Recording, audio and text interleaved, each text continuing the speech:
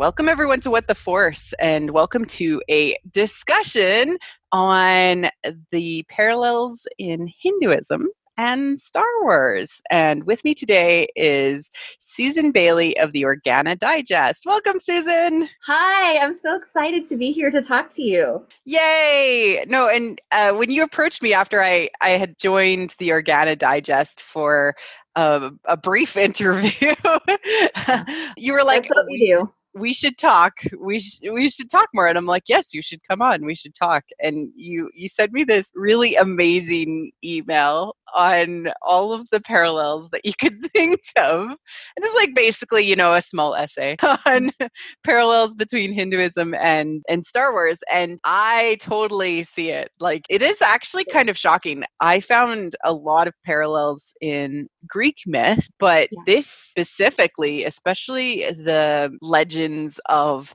Shiva, is really fascinating. Holy heck. Well, I had been sort of compiling this in my brain for, a while now. And I was just like, nobody is going to understand anything that I say. But then after I listened to your episodes about, mythology and your interest in, like Taoism and stuff like that, and I was like, okay, Marie Claire's going to get this. She's going to get this.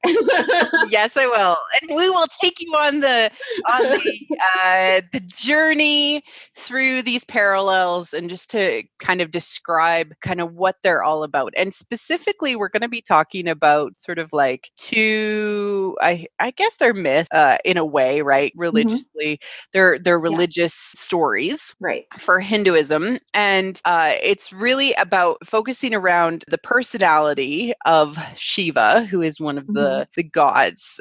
He is considered to be the god of destruction. And we'll go into who he is and what he's all about in a second. I'll get you to explain him. And two of his wives, which kind of are almost reincarnations of each other. Yeah, exactly. One is a reincarnation of the other one. So that is Sati and Parvati. Yep, you got it. And we're going to be talking about those two ladies and how cool they are in addition to kind of all of this. But before that started, I kind of wanted to talk about like myth and why it parallels story. Okay, Joseph Campbell spent his whole life talking about how the monomyth exists. And it's this idea that actually all of the stories that we tell ourselves about our human experiences, so that include, the story, the fiction that you're reading right now, all about modern day versus the stories that people, in ancient times would tell themselves, all parallel specific tropes and ideas and desires because we're all humans. And we go through the same experiences from birth to death, love, loneliness, belonging, loss, and how we handle those psychologically mirrors the narratives by which we tell our children stories. And that's where this is all coming from. Yeah, whenever we make new stories today, films, novels, whatever it might be, all of that is sort of like the substrate or the foundation out of which it grows. And I think it's worthwhile for us to look at the sacred stories of other religions and other cultures because sometimes the stories that we have in our culture are not sufficient to explain our psychological experiences or our experiences of things that are beyond ourselves. And just like how there are words in certain languages to explain phenomena, and there are not those words in other languages, and you need to find those words, it's kind of like finding those stories can help you explain some of those things. So if you know some of those stories, which were created from human psyche, human culture, human experience, it might help you explain your own feelings and your own understandings and experiences better. Exactly. And in addition to, what Susan so eloquently just said, we don't exist in a void. We don't exist in a vacuum. All of these stories are layered on top of each other. It's kind of like when the Beatles, who existed, the Beatles, the band, John, Paul, George, and Ringo, they existed, and they were part of the British, rock pop scene. And then they decided to go to India for a while, and all of their music took on that like bend. And then they realized that there was parallels between their experiences and the experiences of those living in a place so far away from themselves. And then they brought those experiences back. And we're not saying that maybe all the time people were listening to this storytelling, but there's certainly hints and clues that they paid attention to it at least a little bit. Did you want to talk about, as an example to kind of set the stage, Padme's name? Well, so her name means lotus. Mm-hmm. I think they may have actually taken it from a Tibetan Buddhist mantra, which is Om Mani Padme Hum, which means I am the jewel in the lotus. So the word Padma means lotus, and Padme means in the lotus.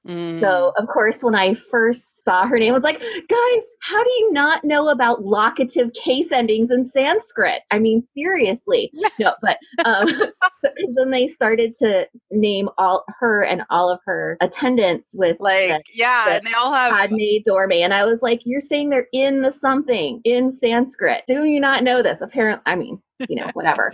But she's not the only one who has, like Ahsoka. Yeah. Her name is directly taken from like the first Buddhist emperor, Ashoka Maurya.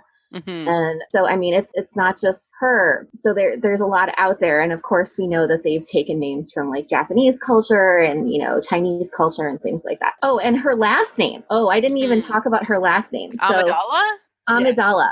Yeah. So that is, to me, it looks like a mashup of two other words. Mm-hmm.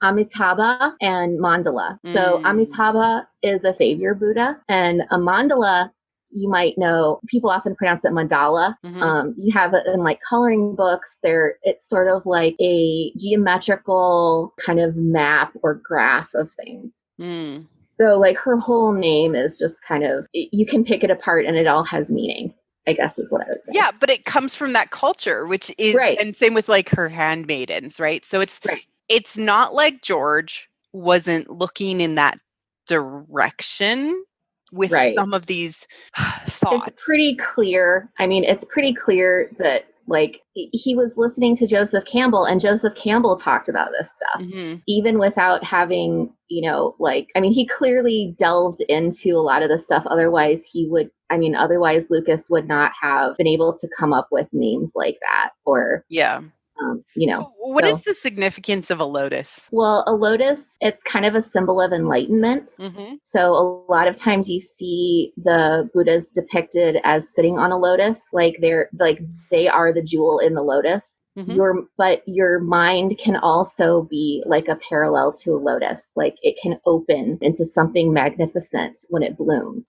So a lot of times you see lotuses around. It can also be a symbol of like fertility and prosperity. Like you see the goddess Lakshmi sitting in lotuses in a pond with lotuses. And it's definitely also clearly a feminine image. Right. Yeah. So, yeah. What I took from her name is that she is kind of a blossom in the sense of something that has like fully, it is open in its potentiality, like not something that's a bud, but something that has blooms and is open in its potentiality. But then of course, then there's also the idea that could be the place where, a fertile location from which forth other blooms can arise. That was very well put. No, okay. She is the mother of Luke and Leia. Like right. That, that is part of it. And it is fertility. It is abundance, prosperity. Yeah, exactly. And she is all of those amazing traits. One other thing I should mention about the lotus is that the reason that it's such a good image in Hinduism and Buddhism is that the place that the lotus comes out of is usually muck. It usually grows out of like a marsh or a swampy kind of pond. So kind of like how our earth is sort of murky and filthy, from out of that is also a source of fertility so that something glorious can come out of that, something that looks disgusting, I guess. Yeah, and it's very much like the balance of death and life, and birth and rebirth, and kind of those cycles of the cycles, right? And that's another like strong thing to mention about Hinduism, especially, is that in Hinduism everything goes through cycles. Right.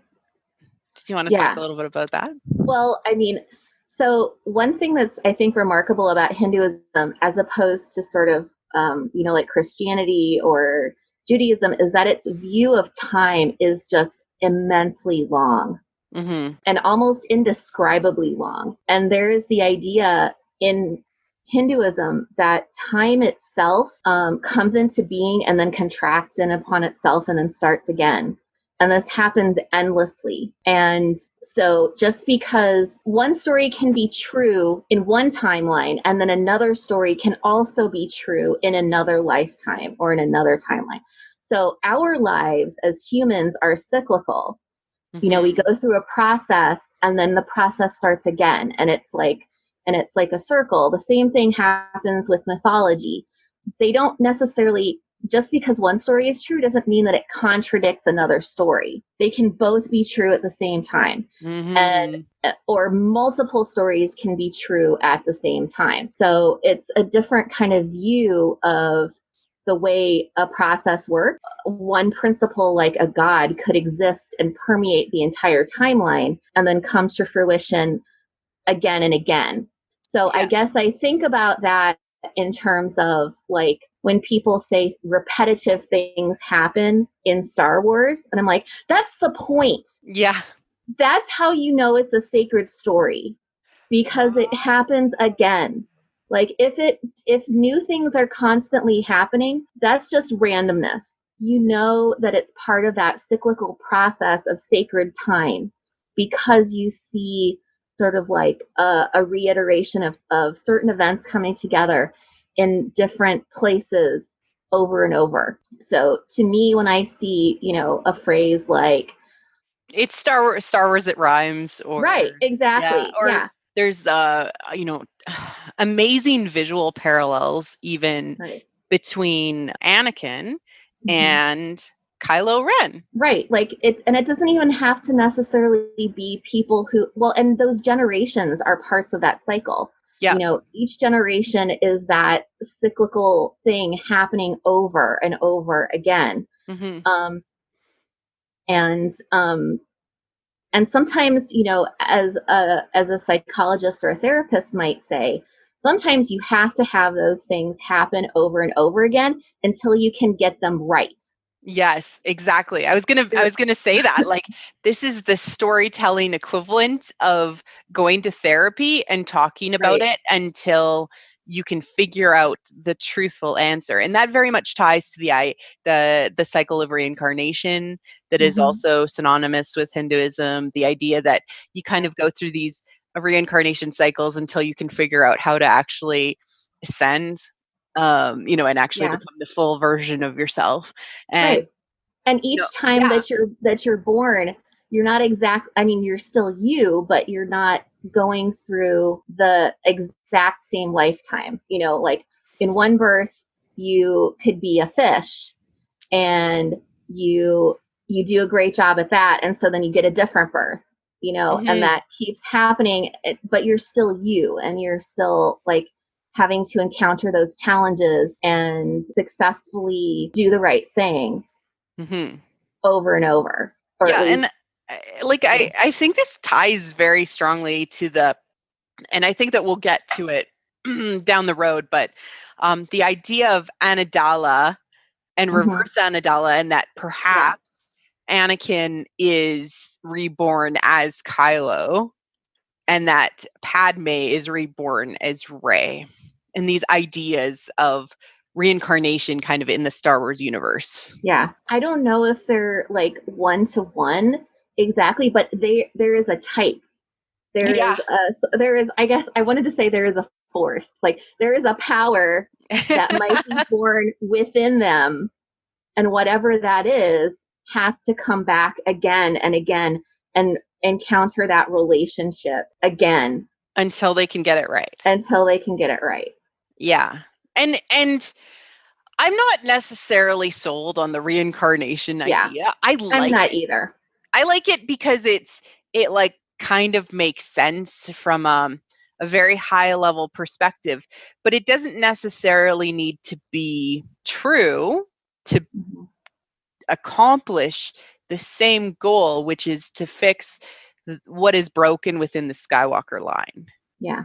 Right? Like, if you read the reincarnation in a psychological way, like saying, in this situation, I'm Padme, and in this situation, I'm Rey. And like you're encountering that same relationship with that person. Does that make sense? Does that make sense? Like you're the one who's going through that experience, and you say, okay, here I did this. That didn't work. Let me try it a different way. Let's try this again. But in every birth, those two things have to come together. They're always together in that. Yeah. In whatever universe they live, in whatever story and timeline they live, that relationship is always there. Yeah. It's just really fascinating if you kind of think about it like that, and that, generationally, that the next generation in some ways has to fix the mistakes of the generation before. Otherwise, you're just kind of stuck in a cycle of suffering. Yeah, exactly. Right. You're stuck in samsara. You're going to die again, and then you're going to be born, and you're going to have the same thing happen again. And it's just suffering upon suffering. The only way to fix that is to make different choices and encounter those forces differently. And what is like in if we bring it back to Star Wars is the suffering. Like like the fact that there is a constant war happening in Star Wars is the suffering. People are dying, people are starving, people are enslaved. Quote unquote Star Wars, not a good thing, actually. No.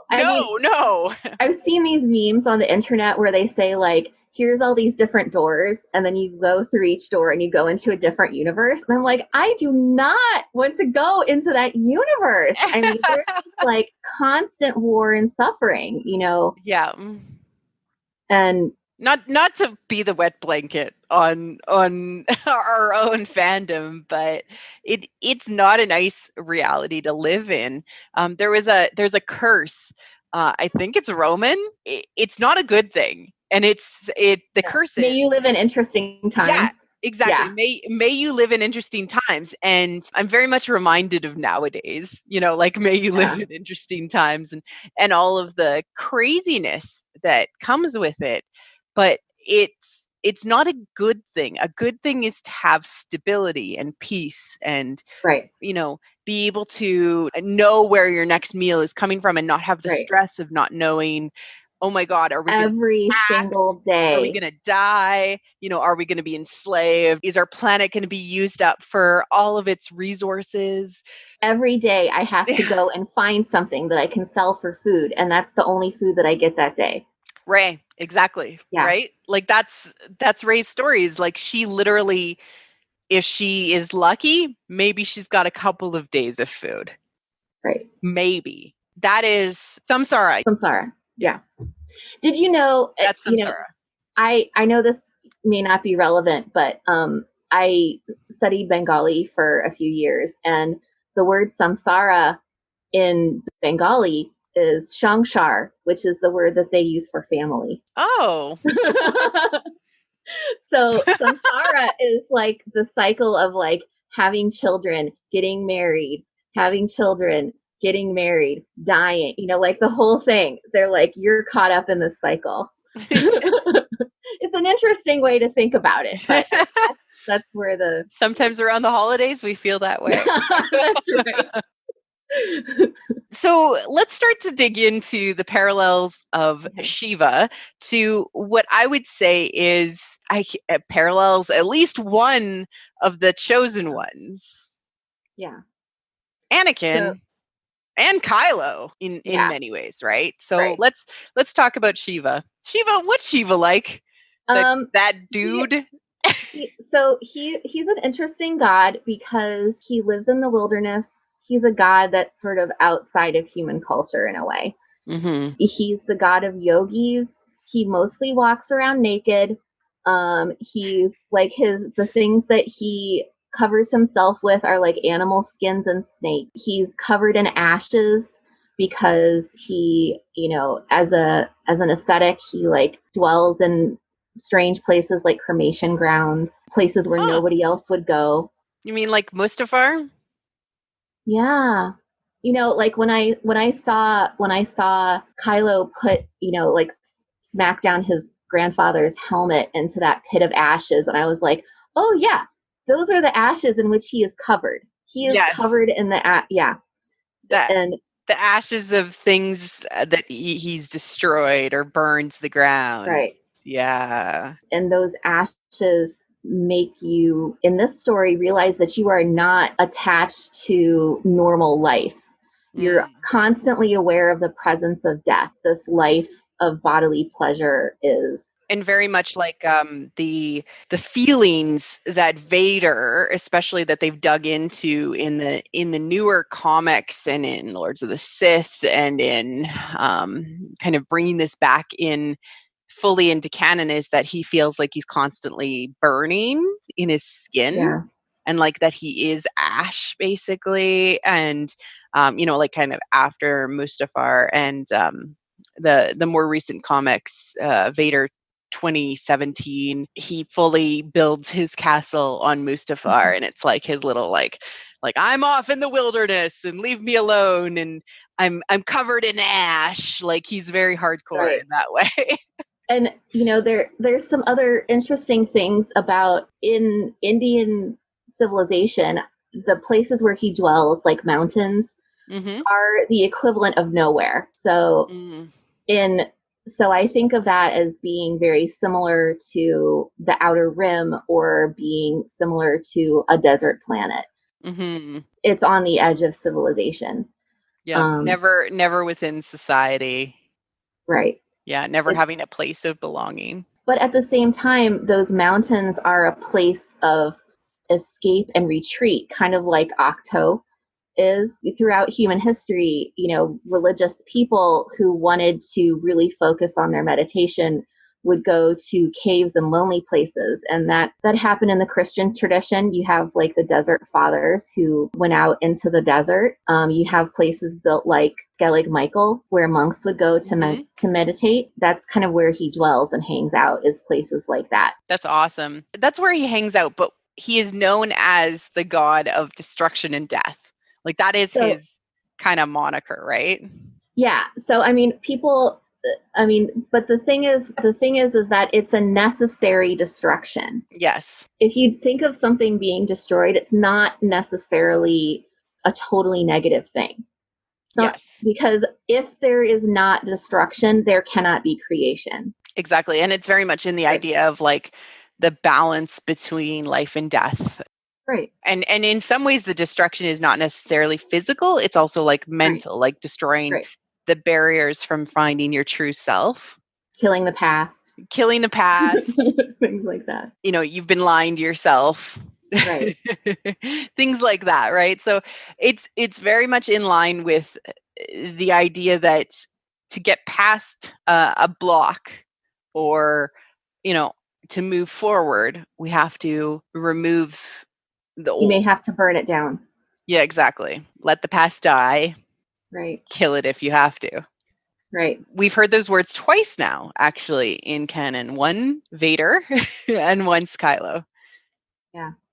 Really fascinating. But that's the thing, is it's like destruction cannot just exist by itself in isolation. Otherwise, there would be nothingness. Right. There is a situation by which Shiva specifically did go on like a destroying rampage. Right. So, yeah. So we can get into here his marriage to the goddess Sati. So, so her mother, Sati's mother, wanted to have a daughter. So she prayed to Adi Parashakti, which means the original primal power. Like if you sort of, which is feminine, if you kind of translate it. The Force is feminine? Sorry. What? Oh, sorry. So like Adi means like original, and then Para means like paramount or supreme, and then Shakti means power, but it's feminine. So the sort of primal feminine power was incarnated in Sati. And so what's interesting about Sati is she realized that when she saw Shiva, she wanted him for her husband. Oh. And what? For her husband? And her parents didn't like him. Nobody. I mean, he was kind of a weird loner. Dude, he's totally weird. He's totally weird. I mean, like she underwent she underwent asceticism, you know, self-discipline, things like that to win him. And after they were married, her father still did not like her husband. His name was Daksha, and Daksha had a fire sacrifice, kind of like a party, and he invited all the gods except Shiva because he didn't want this weirdo there. Of course, here's the thing. They never realize that these are actually gods. Like, he doesn't realize that Shiva is actually... Oh, you're that Shiva! Oh, that dude? Yes. Oh, shit. I mean, like, he probably doesn't eat, but that's the thing is, like, they don't know that their goddess, that their daughter is the goddess. Right, because she was imbued with, They think she's just a girl.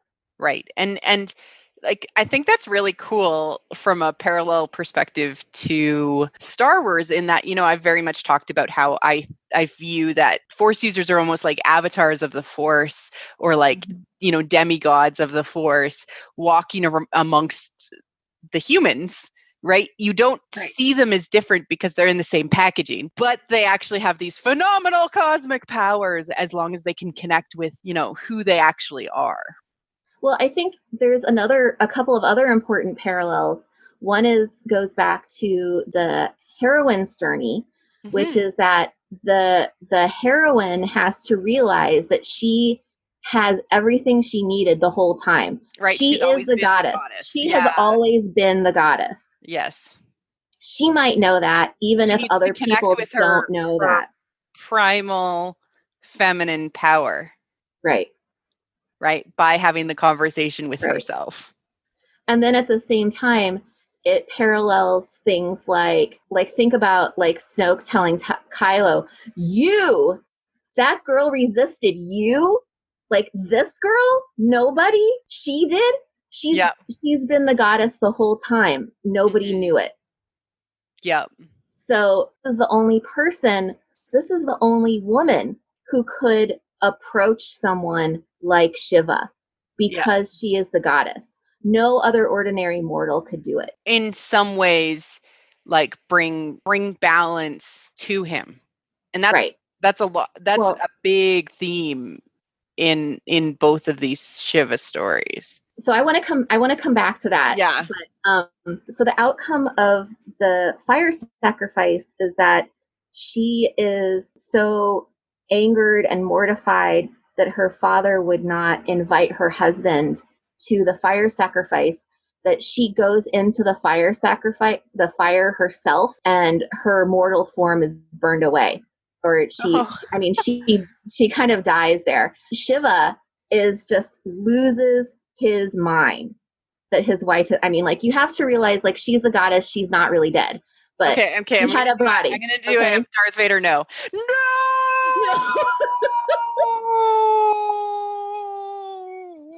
So, that's pretty much exactly what happens. After he takes her immolated body, carries it with him throughout the country, and he does what's called the Tandava dance, which is the dance of destruction.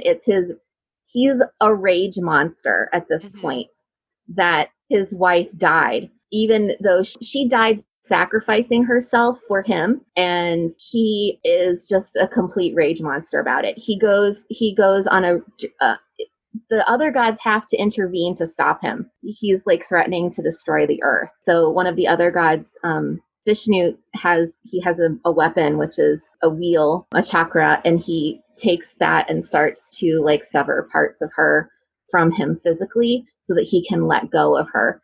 And the different parts of her body become part of a sacred landscape of South Asia.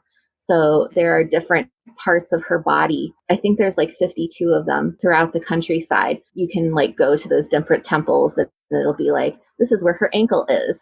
This is where her left arm is, you know, things like that. I went to one in Assam that was supposed to be where her yoni is. Oh, good. The womb. And good. Yes, and they say it menstruates.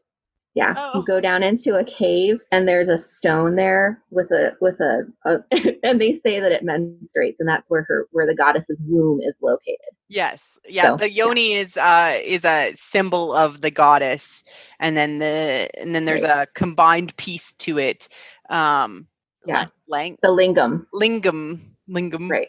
Which is that represents Shiva, and together that's in union is the sacred symbol of this god pair, basically. And the interesting thing about the viewer's perspective of them in union is that you are inside her womb in order to view this. Shiva, kind of bursts into the physical world, but you are in the physical world.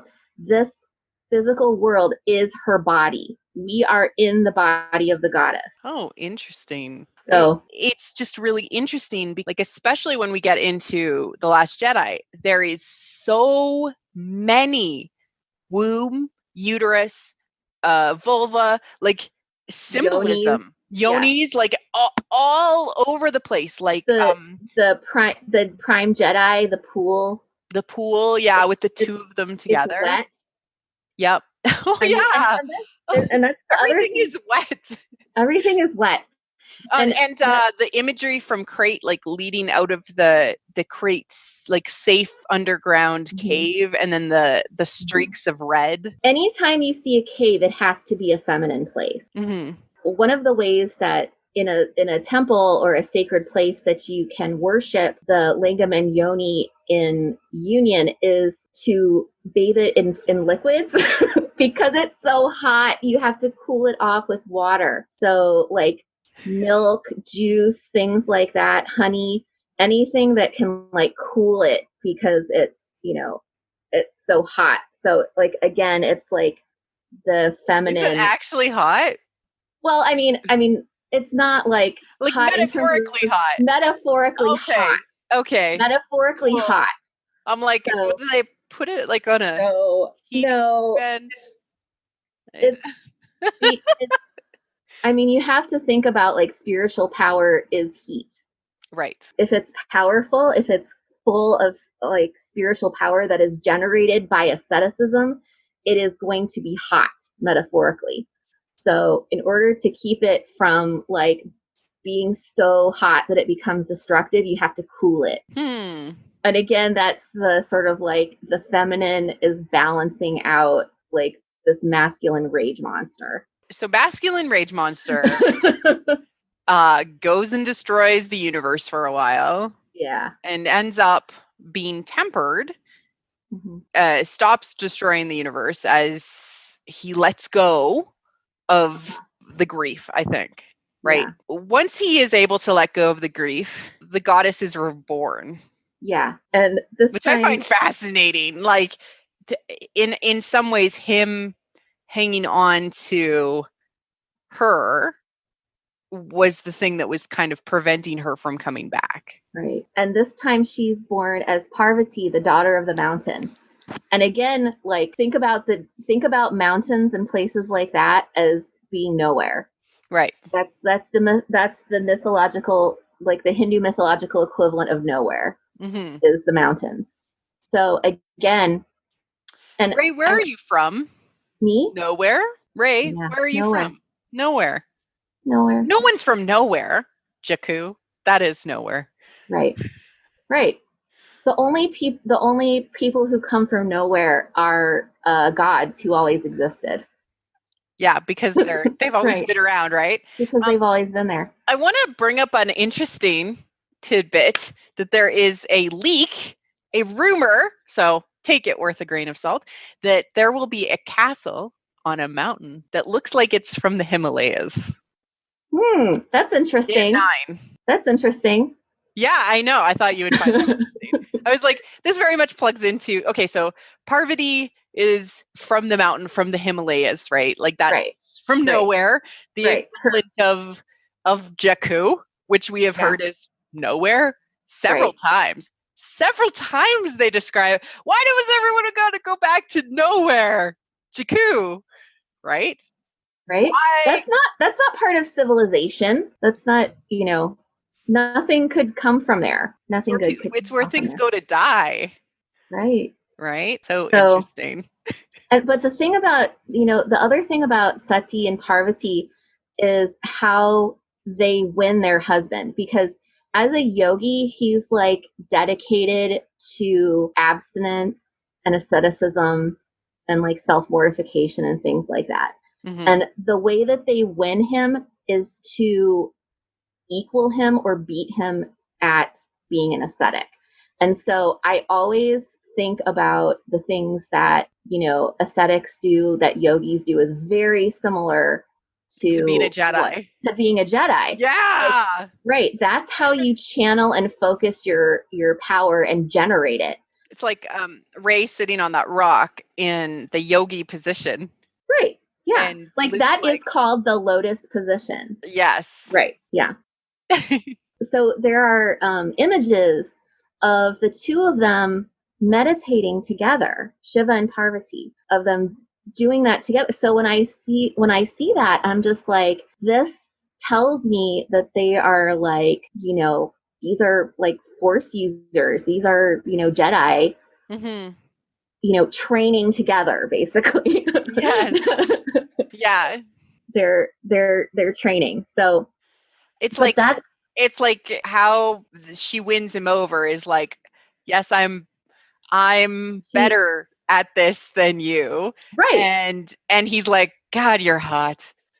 Well, but that's the thing, is like, who is this woman who would go to see this person and think, God, he is hot. That's who I want to marry. Yeah, it's only the inner God, right? Like not the outer shell, right? Yeah. But of course, to me, that explains the sort of like proliferation of people being like, wow, like Kylo is so hot, or things like that. It's like they see that in him and are attracted to it. Yes, the inner destructive force God. Right.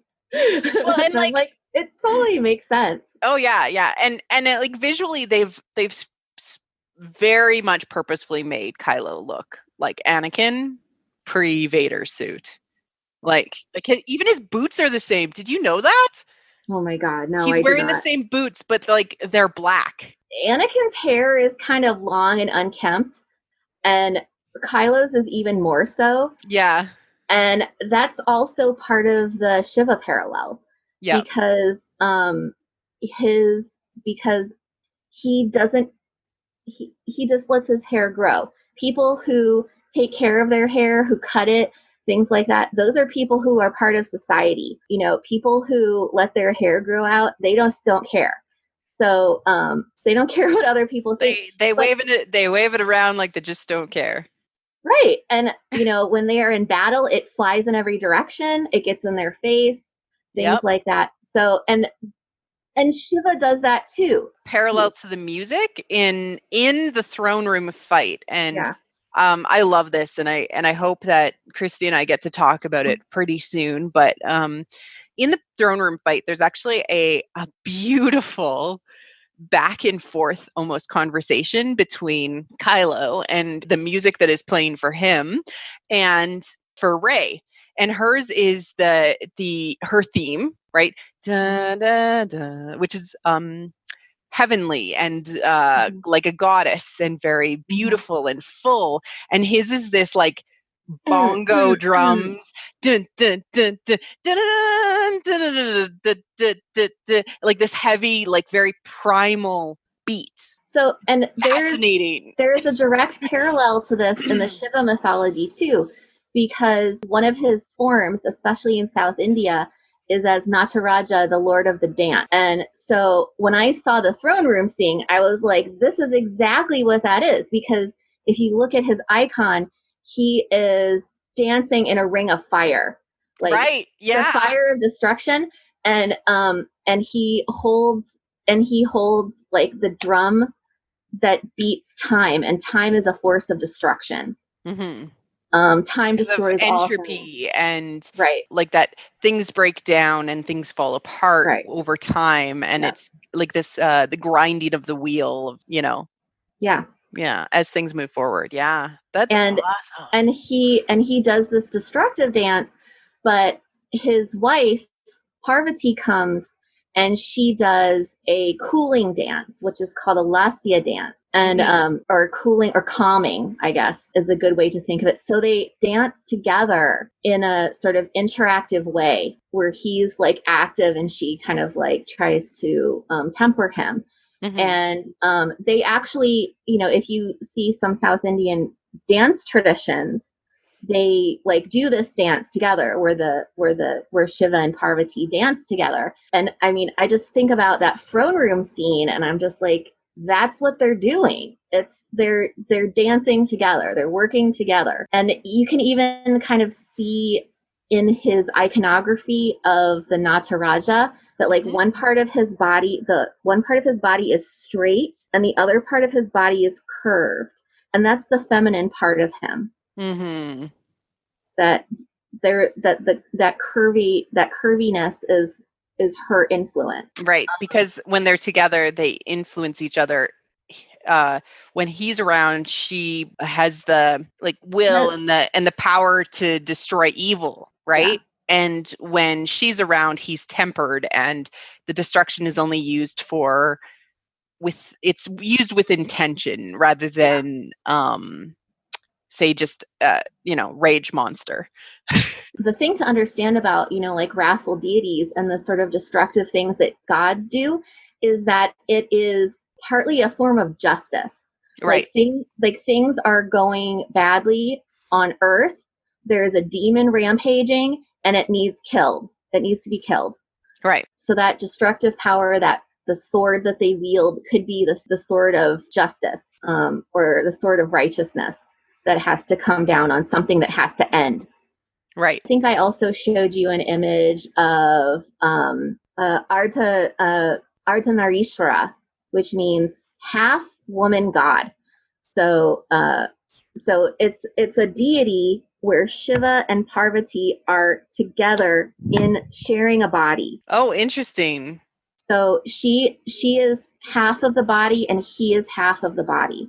So very much like that Prime Jedi imagery. Exactly. Yes. In the cave, Luke's cave, that he talks about, the Jedi's failure and things like that. And when I hear JJ say things like two halves of the same protagonist, I think like, okay, here is a visual iconographic representation of that. Mm-hmm. They are literally two halves of the same protagonist. They share a body together.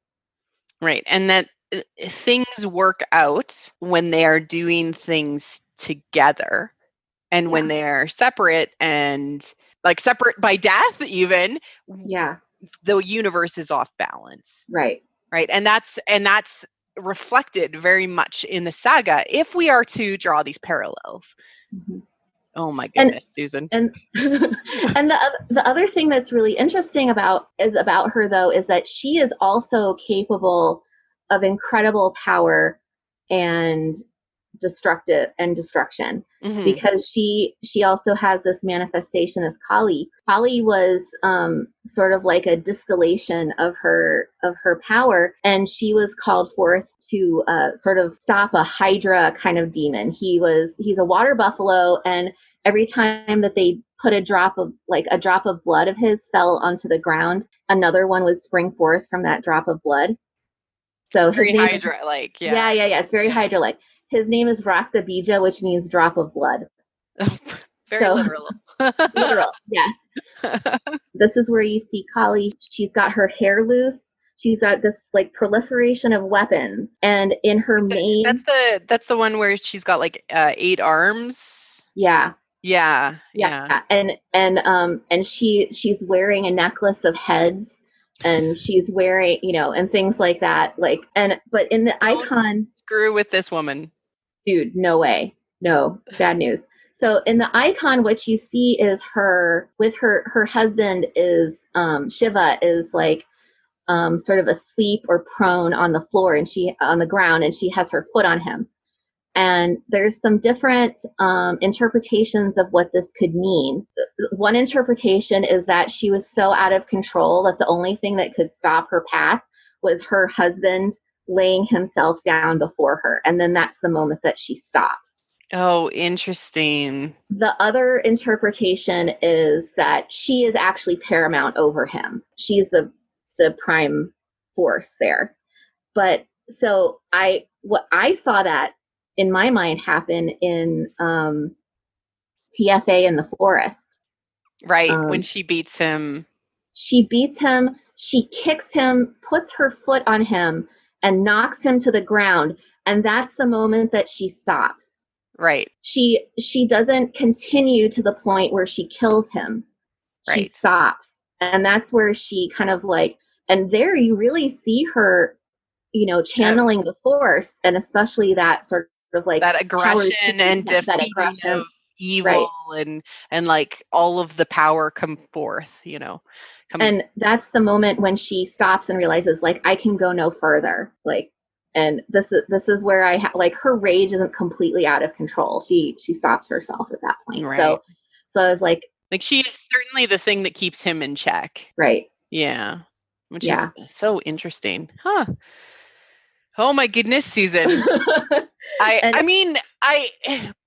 So what would you say, like, not that I like to speculate too much, but I do like to kind of say, okay, so what do you think this will mean for 9? Okay, so here's what I think it would mean. I don't know what they're gonna do, but like if I were writing it based on the Shiva and Parvati myth, what I would do is have them together retreat somewhere into the wilderness to practice their meditation and disciplines together, and take BB-8 with them.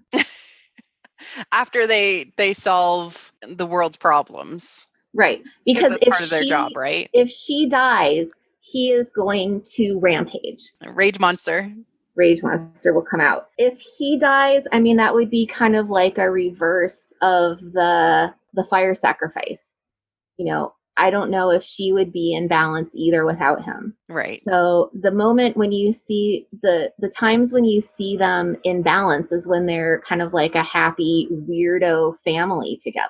Happy weirdo family.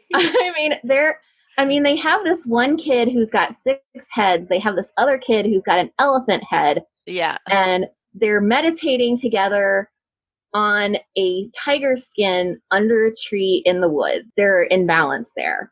Like that's, I don't know. Off into the wilderness together. Like I always think that they're gonna like leave and become moisture farmers.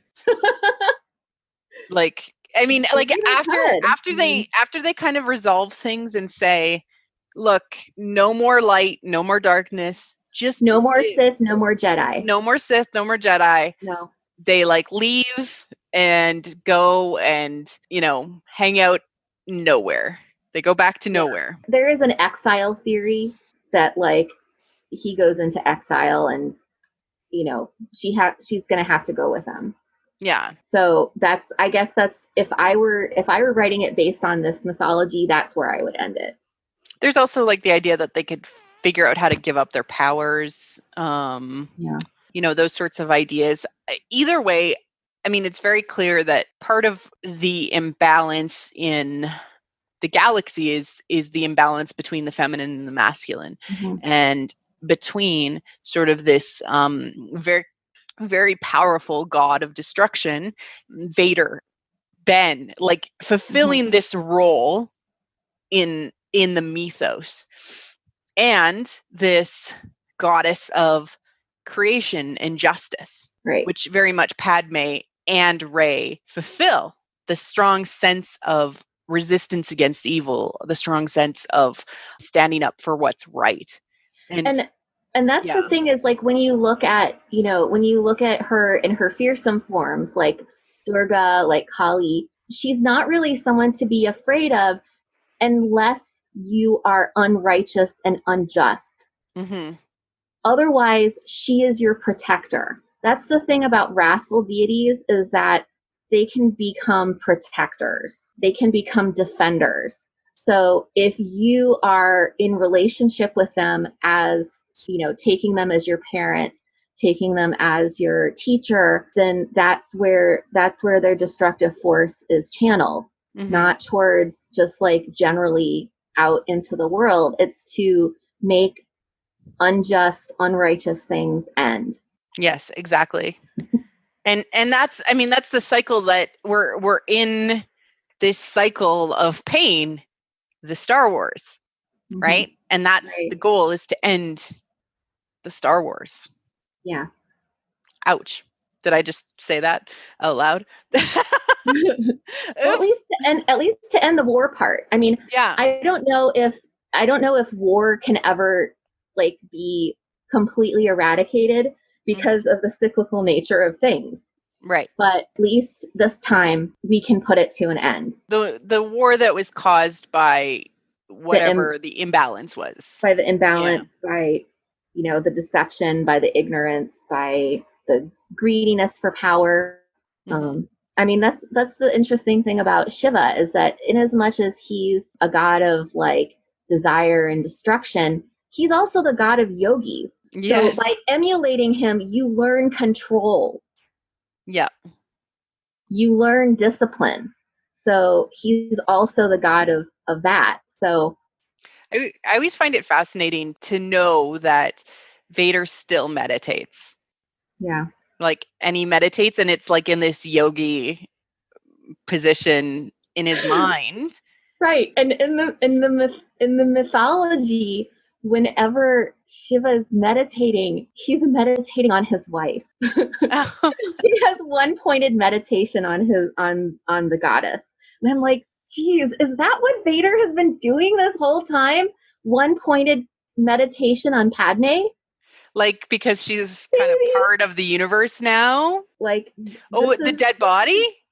Or this is his focus. Yeah. Or like he's meditating on her, being, her existence. Maybe not the dead body, but like, oh my God. But like, but her being, like his I mean, certainly that's what his focus has been, especially in the 2017 comic, was trying to get Padme back through the gateway. It was really cool. That's the other thing, though. Like, you can never stop someone from dying in this body. That's just not possible. That is evil.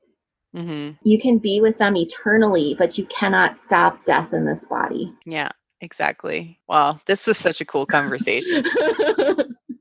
There's strong parallels there, right? Like, and the fact that these stories have existed before is no accident that they could exist again. And the eternal idea that, two souls, two people bring balance to each other has been told multiple times in mythos and in sacred stories, to your point.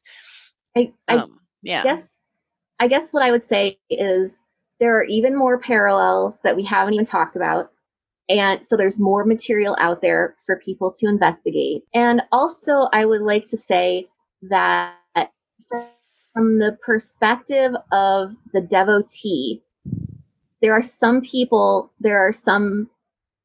groups of people who believe that she is the preeminent power. I mean, we've talked a lot about who Shiva is and his personality and things like that, but not everybody believes that he is the more powerful one of the couple. He's the louder one.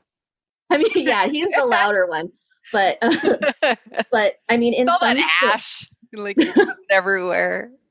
But I mean, there are stories where like there are groups of people who believe that she is, as the primordial power, the more important one of the two, and he is a terrible husband.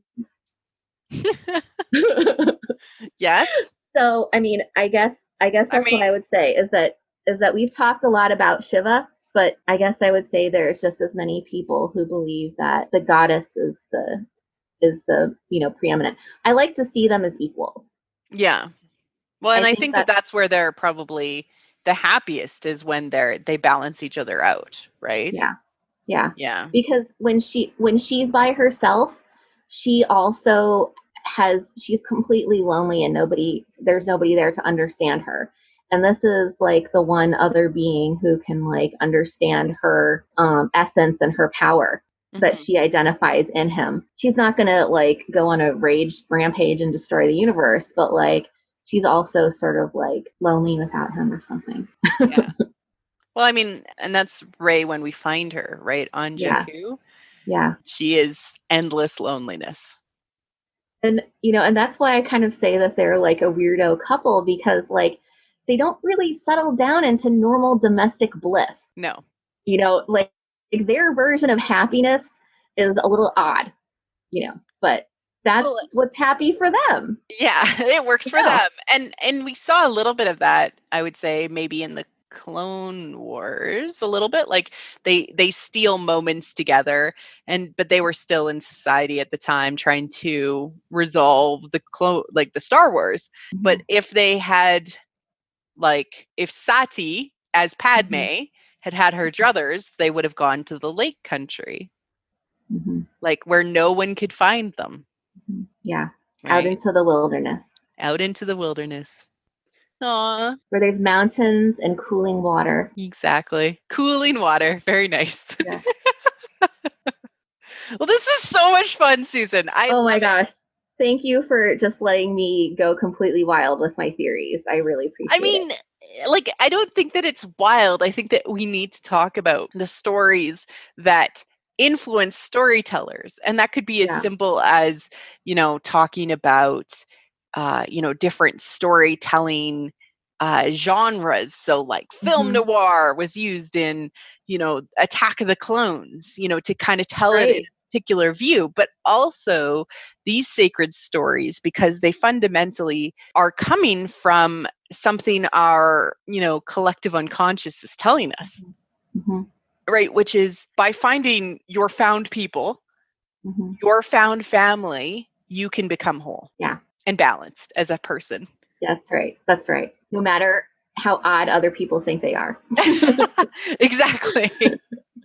Well, thank you, Susan, for coming on the show. Do you want to let people know where they can find you? Well, on Twitter, my personal Twitter is Night Sister Ashla, without the last E in Night Sister. So NIGHTSISTRASHLA. And I'm also on the Organa Digest, and with Laura, have mostly a weekly podcast there that's very brief for busy people. So come talk to me. I love it. It's great. It's like a snapshot of the week and like a mini interview. Right. Thank you so much. And I'll link to those in the liner notes, so it's a lot easier for people to click on those. Thank you for coming on the show, and cheers. Cheers. Thank you, everyone, for listening to What the Force. I'm Marie-Claire Gould, your host. Our music is the What the Force theme, orchestral music by Christy Carew for What the Force. We have a Patreon at patreon.com/whattheforce. We like to thank all of our patrons, especially those who love What the Force, Night Huntress, and In Wild Space. We are available on iTunes, Google Play, and other podcatchers, including YouTube. You can connect with us on Twitter at WT Force Show. Feel free to reach out and start a conversation. Cheers.